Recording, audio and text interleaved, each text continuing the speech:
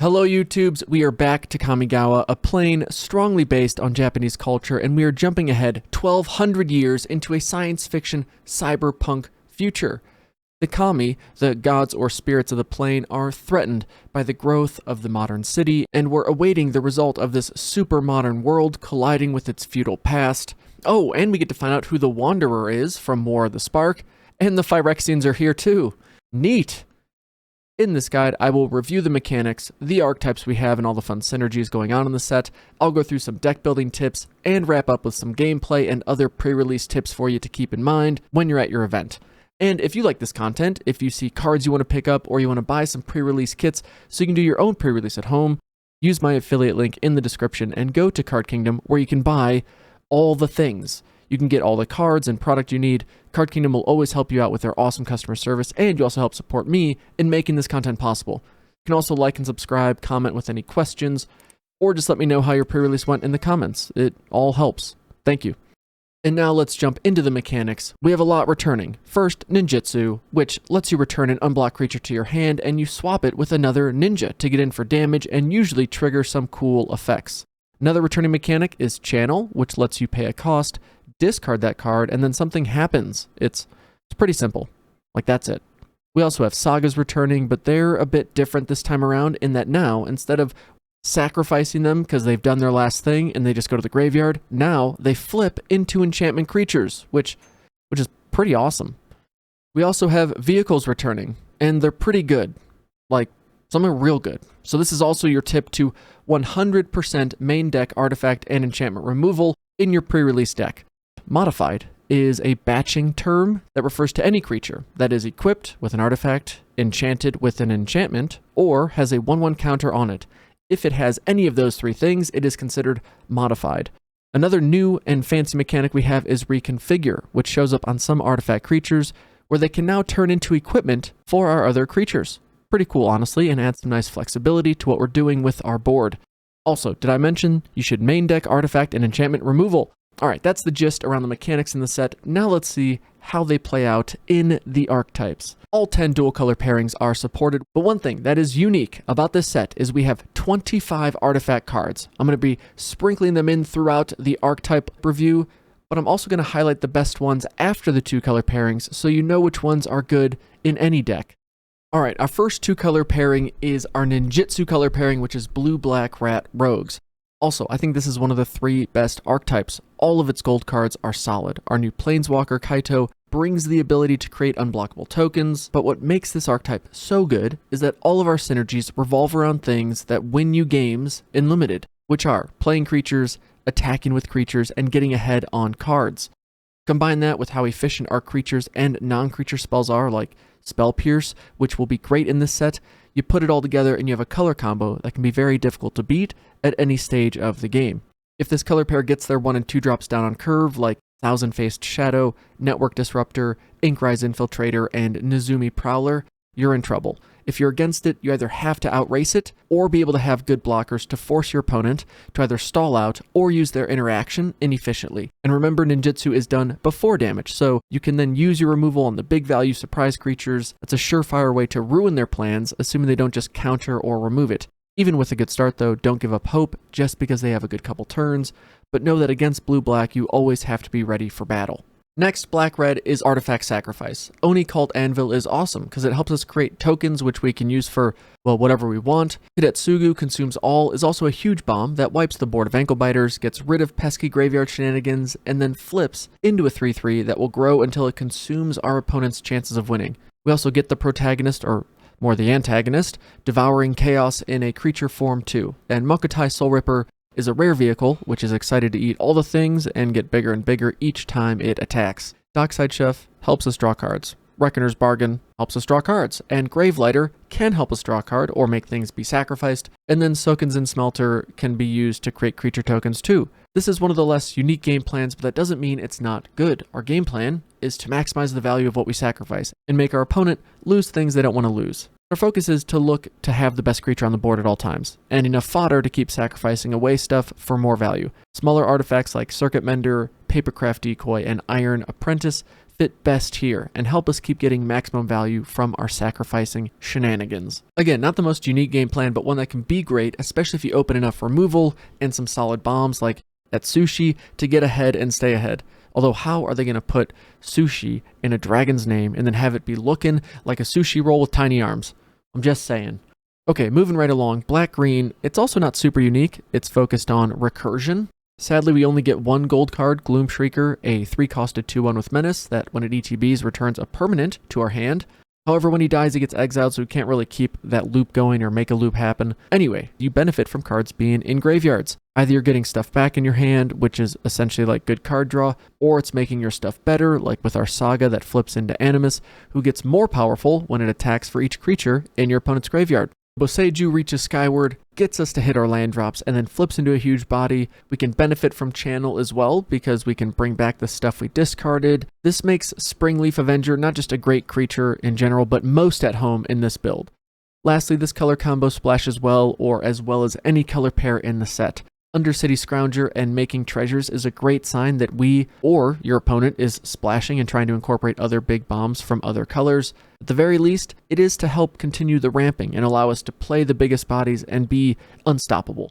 A favorite way to win here is to have that big body in play, attack in with a 1/1 as well, and then when they spend all their resources to try and stop our big butt, we can just pump our little critter for 2 mana and win the game.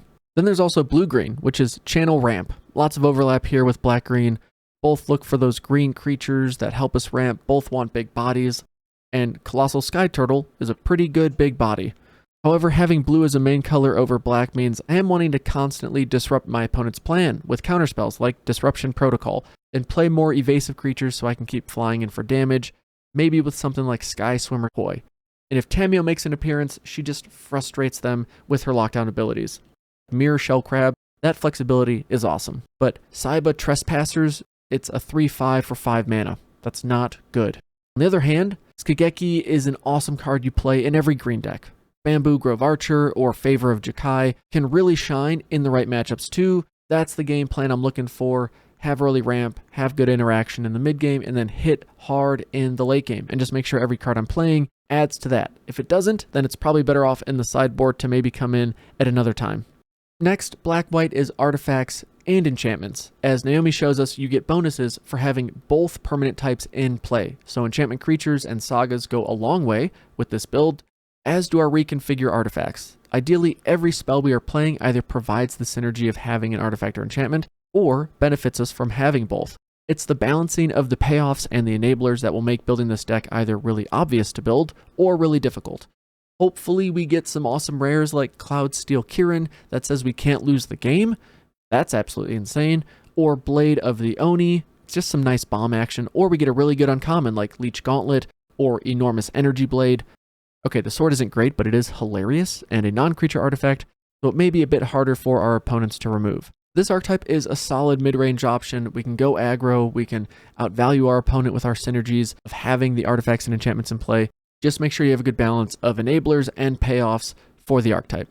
Now, white-green is similar, but it is enchantments matter. Of course, white-green plays well with white-black, so this could be a common 3-color combo to think about, or you may run into at a pre-release.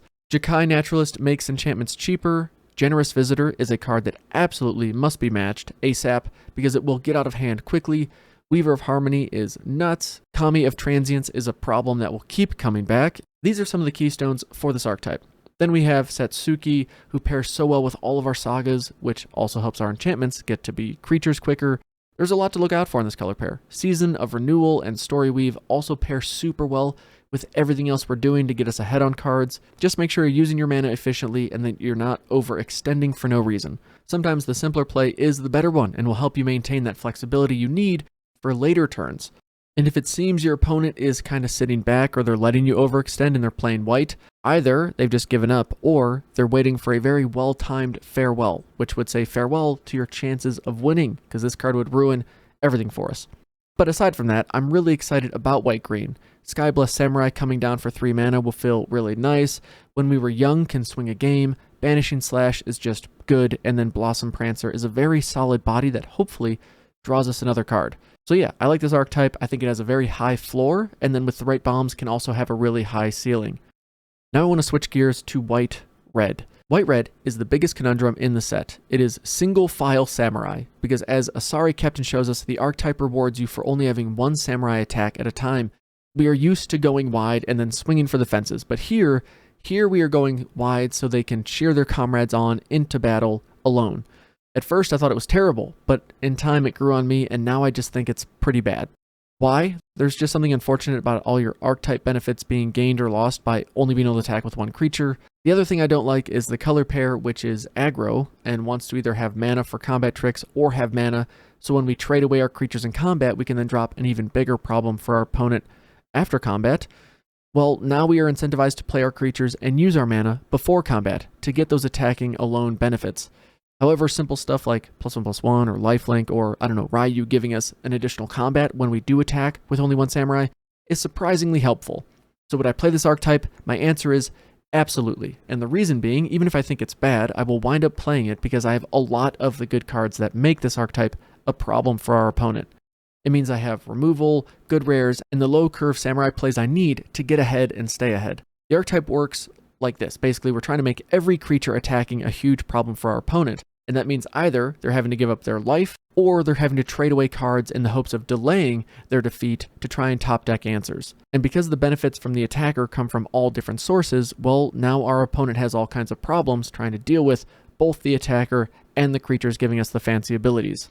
It just feels slower and clunkier than I'm used to with white-red aggro. I wind up playing this color pair though because it's just too good to pass up. That should be your mindset when figuring out if you should play white-red. Is it too good to pass up? Do I have a low curve, plenty of good creatures, and ways to make sure my samurai will have no equal on the battlefield? If so, then yeah, get after it. Then we have blue-red, which is artifacts matter, and they only get one gold card, Enthusiastic Mechanaut, and that's probably because we should be so excited about all the artifacts we can now play. The color combo, though, is not one that often jumps out to me. It's one that I usually land in because I open multiple rares, like Reality Chip, Ogrehead Helm, and or Mind Link Mech. And I realize this is just the best lane for me because I just have the best card quality here. Maybe I get multiple Patchwork Automatons, Runaway Trash Bots, or I have some good evasion creatures, so stuff like Acquisition Octopus provides a lot of card draw potential, and Replication Specialist is easily one of our best uncommons in the set, allowing us to create token copies of the artifacts we're casting. This card is a must-play in this color pair. And then we got stuff like Short Circuit, which can shut down our opponent's creatures. Seismic Wave can really do some damage. Awakened Awareness is a really flexible spell that can essentially shut down your opponent's bomb for 2 blue, or dump all your mana into it and turn some tiny creature into your new bomby threat on the board. I mean, it's blue-red. You wind up here because you realize everything you're playing is an artifact, and you have plenty of ways to crew vehicles or poke in for damage while you gum up the board, while you take advantage of the rares you opened, and keep messing with your opponent's game plan. But to be honest, it's one of those archetypes I'm least excited to wind up in because I just don't see it having the top end of other archetypes. One I am really excited about is red-green, and this archetype is all about modified creatures and taking baths in that invigorating hot spring. Not much to show in the gold card department, but if we have modified creatures and it is super easy to get them modified in the set, we can dominate the game. I like this archetype a lot because I think its bombs are some of the best in Neon Dynasty. Goro gets our opponent to say GG if we can activate its second ability. Thundering Raiju is a big flying spirit-sized problem for our opponent, and Kodama is here to give all of our modified stuff trample. Isn't that nice? Interaction-wise, Explosive Entry is one of the best common removal spells in the set. Kami's Flare is awesome, Master's Rebuke is also some instant speed green removal, and Spinning Wheel Kick is a perfect way to punt those ankle biters out of the way. All in all, this is probably the most straightforward archetype in Neon Dynasty. It's all about playing creatures, making them bigger, and making everything into a real problem for our opponent. Maybe we even sneak in some ninjutsu funsies and just stomp our opponent into the ground. Our removal options may be a bit limited, especially around enchantments, so Fade into Antiquity will be an essential common for us. If we can get enough interaction though, our creatures should be more than enough to close out any game. And last but not least, blue-white, which is not blue-white flyers, it is blue-white vehicles. Yes, really. Now, you'll see blue-white also got the short end of the gold card stick in that we only get Prodigy's Prototype, but they create us a pilot, which is a cool creature that can crew vehicles as though they had 2 greater power. It's kind of nice. Some cards like Born to Drive can create pilot tokens as well, and then Hotshot Mechanic is just a foxy pilot all by herself. We've seen multiple archetypes in this set only get 1 gold card, and that's usually because they lean more into the artifacts they get for their payoffs. Blue-white is the same, although we do have some vehicles that are blue or white, and if we have pilots, they can be quite easy and efficient to crew. Thankfully, Wizards pushed the envelope here and wanted to make sure vehicles are good, and in Limited, some are real good. Reckoner Bankbuster is a card draw and strong creature bundled in one. Surge Hacker Mech is a good creature that blows something up when it ETBs, and Mech Titan Core is a game-winning good creature. As long as you have 4 other artifacts or creatures, you exile those, you turn it into a 10/10, and at best it wins you the game, and at worst it gets rid of a removal spell from your opponent, and you still get all your stuff back anyway. But that's really it for blue-white. I mean, it's pilots, it's vehicles, and it's blue-white interaction. You know what I'm saying? But this is a good segue into other artifacts to keep in mind, like Brute Suit is just a great vehicle, and at only 3 mana, only takes 1 to crew it. It can be a nice curve if you're struggling in those 2 and 3 drops, or you want to give more value to those derpy 1 drops that you just have to throw in. But then we also have Thundersteel Colossus and Walking Skyscraper. These guys are just absolute units that are bombs in just about any sealed deck. Other artifacts to note are Tawashi Guidebot. It's a card draw, and I'm happy to play it in most decks as well, because card draw is just really good. Eater of Virtue turns every creature into a legitimate threat, and with an equip cost of only 1, is very cost efficient at doing so. And then there's Ecologist Terrarium. It's okay, but it's really good in decks that need mana fixing or to help with that splash. And then moving on, speaking of splashing, let's check out our options here, which is really not much. We have reprints of all 10 dual color tap lands that gain you 1 life when they ETB. We also have other lands that can tap for any color or a color in a specific instance. There's green that has an enchantment, and then there's Network Terminal, which will help too. But that's kind of it. Now, if you open Kami War, our 5-color saga, you're going to need those cards, because if you open Kami War, you have to play it. You know, I don't make the rules, but I am here to help you follow them. And this takes us into the last archetype, the Hidden Quest, the secret challenge of Kamigawa Neon Dynasty, and that is Shrines. It can be a thing in this set, albeit not likely and sealed, but if you somehow open 4 shrines or 5 shrines in a pre-release kit, if it were me, and if I have the fixing to support it, if I have early plays to not get ran over, if I have a good curve to keep up, which is a lot of ifs, but if I do, it could work. The White Shrine, creating more shrine tokens and whatnot, is the keystone to somehow winning with this strategy, but if you pull it off, the point is, if anyone pulls it off, if you see someone else pull it off, come back, tell me how it went, I want to hear about it. This is the holy grail of winning a pre-release with shrines. If someone does it, please let me know in the comments. But we shouldn't forget Shrine Steward. It's an expensive artifact, but does help you tutor for a shrine or an aura spell, so that can help add some consistency to this janky build. But that's it, like that is the end-all be-all of Neon Dynasty archetype reviews. Now let's jump into deck building tips, and the deck building guidelines are consistent, as we see with most sets. For a 40-card deck, we want 23 spells and 17 lands. We're shooting for at least 15 creatures, and then we fill the rest in with those non-creature spells. I count sagas as half creatures, and I move them up in my mana curve 2 spots because they take time to become creatures. I do not want to rely on them as my only 2 and 3 drops because they're too slow, and you'll just lose if you don't have any other early plays. Focus on 2 and 3 drops. They are essential in this format to not get ran over and to synergize with your later plays. 1 and 2 drops are especially important in decks looking to crew vehicles early and often as well. You do not want to be over-crewing vehicles and having really clunky and inefficient combat steps because you don't have a nice curve on board. Removal, always important, and remember flying will be essential to answer because of the cycle of Spirit Dragons, any of which can turn any game around real quick. And then for the 100th time, main deck artifact and enchantment removal. Then my last deck building tip is be ready to read real fast, because Wizards keeps cramming so much godforsaken text on the cards, and we're having cards that are legendary enchantment creature snake druids, or sagas that flip into enchantment creature goblin shamans. It's a lot. It's obnoxious, but that's the futuristic cyberpunk world we're playing in. Now let's roll into gameplay tips, and here my first thing is don't be afraid to read the cards. Ask to read the cards. Ask to read the flip side of what your opponent's playing. Take your time. It's a lot to take in, and you don't want to make a mistake because you just moved too quickly or assumed something that was incorrect. Next, from a gameplay standpoint, I anticipate the set being very similar to Crimson Vow, without the handful of feels bad bombs, but still having a handful of big bombs, just in the form of big flying dragons. Synergy and well-timed removal can still overcome most single bombs, though, and a good curve out is always going to be hard to beat, especially if you can bash in with flying vehicles and win that race.